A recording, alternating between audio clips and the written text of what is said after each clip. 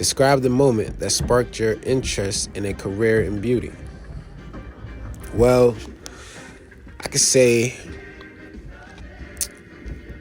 a moment that sparked my interest in a career was when I was young and my dad used to cut my hair. And he gave me an iconic cut one time that I can never forget. It literally looked like a chicken stomped me on my head, stomped me down, stomped me out, and just laid their leg with their toes and just laid it on my head. It looked like I had a branch cut in my head. Branch part. I loved it though. You couldn't tell me nothing. My dad did that for me. Like, that was the highest honor ever. It's my pops right there. He just put that in my head. So I took a first class flight down to Georgia because the summer was over in New Jersey. And right when I walked into the classroom in middle school, everybody bust out laughing at me. But I didn't care because that was my intro right there. I was like, yo, my dad is cutting my hair. I don't care what nobody feel because this right here is my start. So now from this messed up, now I'm going to go back through this cut and learn myself. So by the time I got back to Georgia, back to Jersey, I ended up starting cutting my dad's hair and, getting better to the point I'm his personal barber. How did you choose to attend Innovate Salon Academy?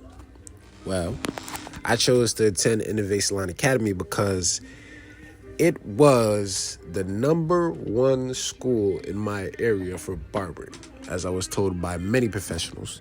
It's a great school, great establishment. When I went in to tour it and to check it out, I loved the vibes. Everybody was very welcoming, and it felt like a home. But it felt more than that. It felt like a place of growth.